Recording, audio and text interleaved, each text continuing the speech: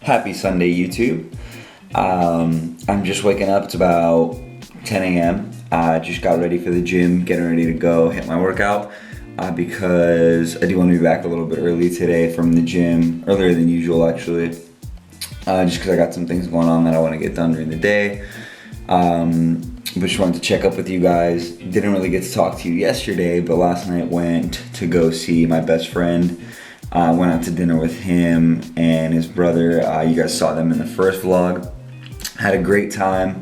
Recently I've been feeling really out of it, really weird, really tired. But it was great seeing them, and for some reason that put me in a great mood. And then afterwards I went to my cousin's house and saw, some other family and, got to hang out with them, which I haven't seen in a while, so it was really cool. So I'm feeling like a new man today. I'm feeling extra positive, extra good. I do have a chest and shoulder workout that I have to go hit right now. I just finished getting all my gym stuff ready, all my pre-workout stuff. But I'm gonna go hit some chest and shoulders today. So it is gonna be primarily a push day. And yeah, that's about it. I don't think that I have enough battery to take you guys with me today. And you already have seen one of my chest and shoulder workouts, so I don't want to, rerun that back. But hopefully I'll charge my camera and I will catch you guys at my post-workout meal. So I'll see you then.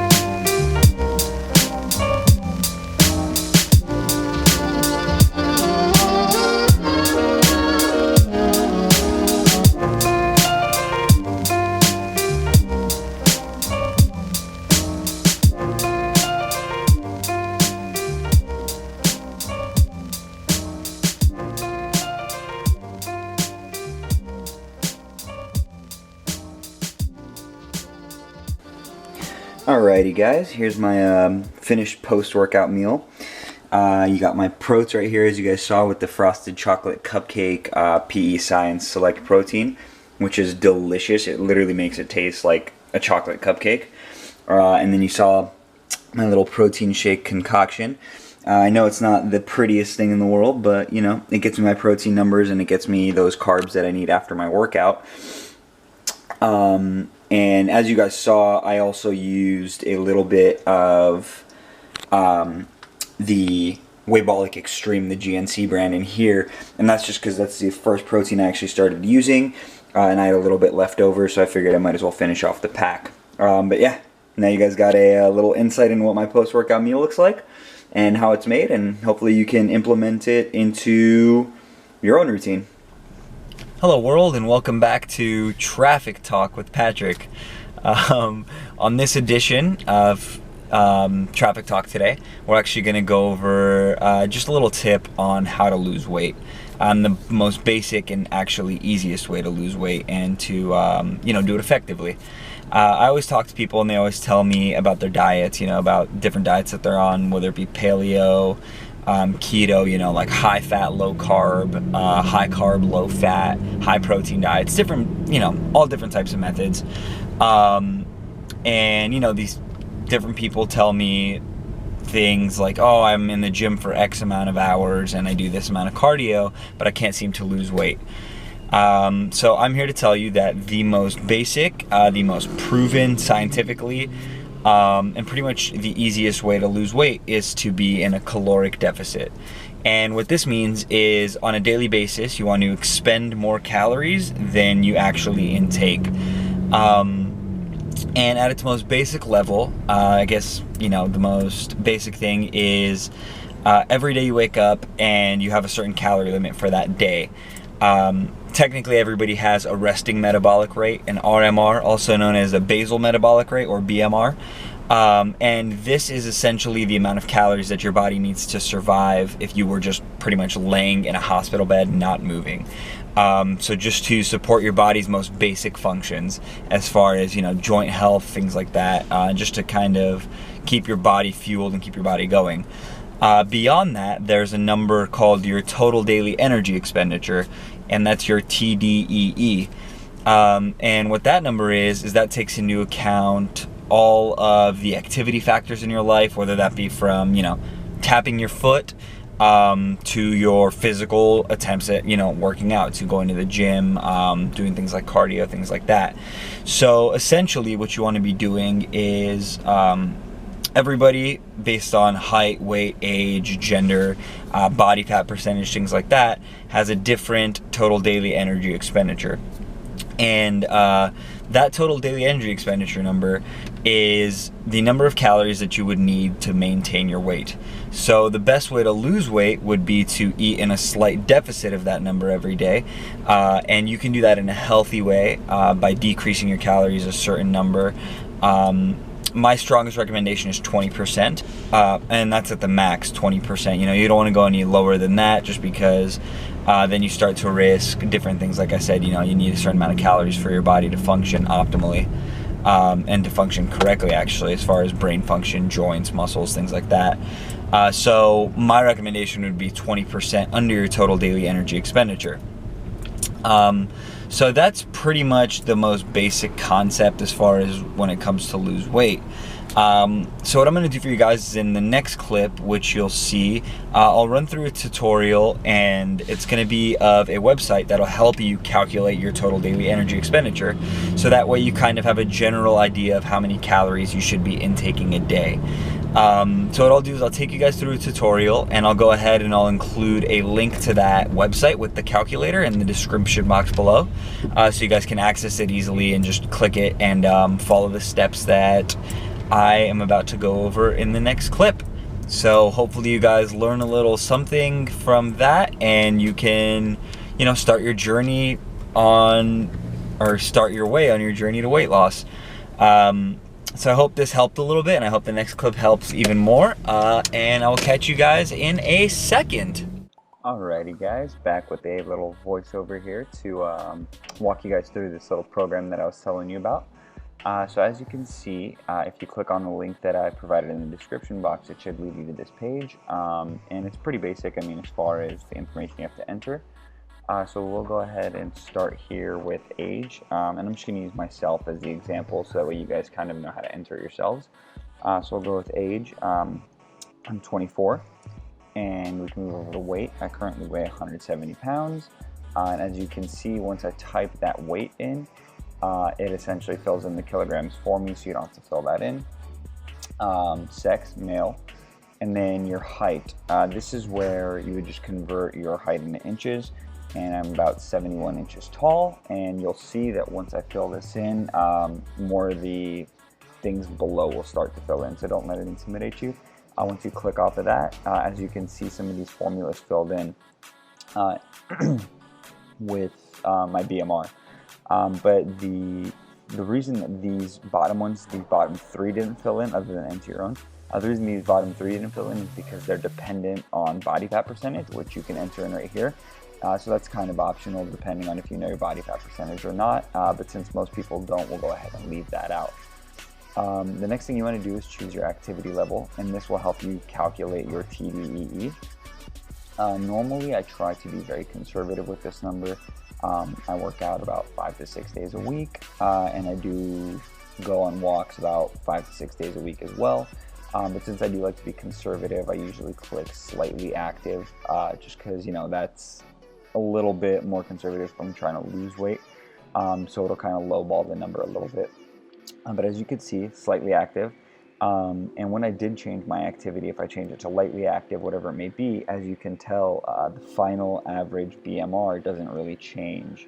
And what you want to do is you want to take these 3 numbers right here, and you want to include them in your averages. So that way, you know, it's an average between the 3 different methods of finding that number. And, you know, you get a kind of a better picture, more balanced picture with your BMR. So as you can see, like I said, BMR is not dependent on activity, so that stays the same. But when I click slightly active, if you go down to here, you can see that my total daily energy expenditure changes with every time I click that. So if I keep it at slightly active, my total daily energy expenditure should be around 2,500 calories. And that's pretty standard for somebody with my weight, height, things like that. I mean, this number is, again, just a ballpark, so don't, you know, you can just take it at face value. Don't really look too deep into it, because there are a bunch of different factors that play into it, as far as metabolism and different things like, you know, different ways that your metabolism picks up and the way that you're burning calories throughout the day. But just take this number at face value just for now as kind of a baseline, and then you can go from there. The next step would be to choose what your goal would be, and that would be whether you want to lose or gain. And, you know, since most people want to lose weight, since that's the example that I was using prior, we'll go ahead and keep it on lose. And the way that I like to do it is on a weekly basis. I mean, like I said, 20% is usually a safe range of your calorie number. But since it's asking you for pounds, you can put in a goal weight loss that you have. And normally I try to keep it around half a pound a week. It's around half a pound to a pound a week, but I like to keep it a half pound. And you'll see that when I click off of this, my calorie intake target changes, and it comes in down here. And you can see that this number right here is the number that I would need to eat to lose a half a pound a week. So this is the daily number of calories that I would intake to lose that half pound a week. The next step that you guys can do, and the way that you can implement this number, is by downloading certain food tracking apps and things like that.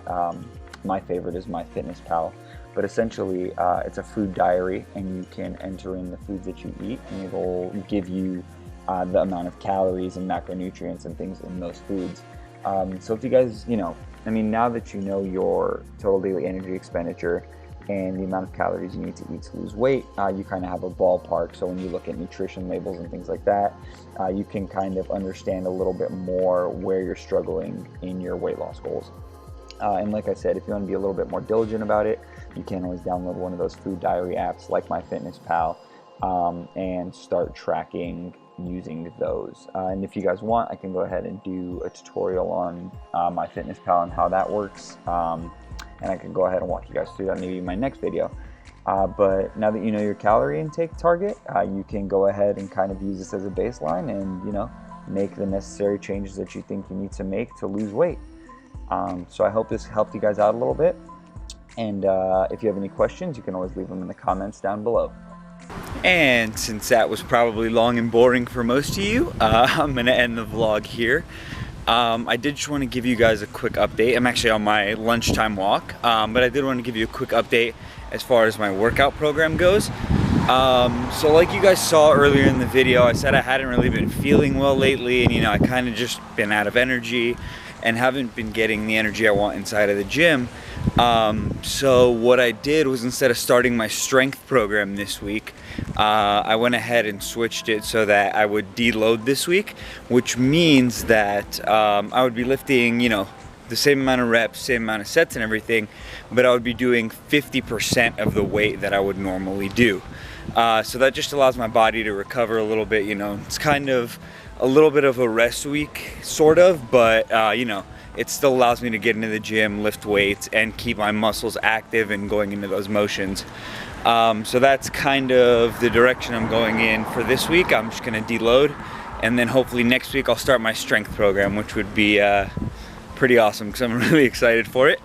So I am gonna end this with a message to my future self and future Patrick for this week. Just remember not to major in the minor. And what that means is, you know, don't let these little things that happen on a day-to-day basis affect you on such a major scale. And it also means don't major on the minors and don't concentrate on the little things and little unimportant things in life. You know, major in the major things like family, friends, and just generally being happy. So for this week, remember, don't major in the minor. And with that, I'm checking out, so I will check you guys later. See ya.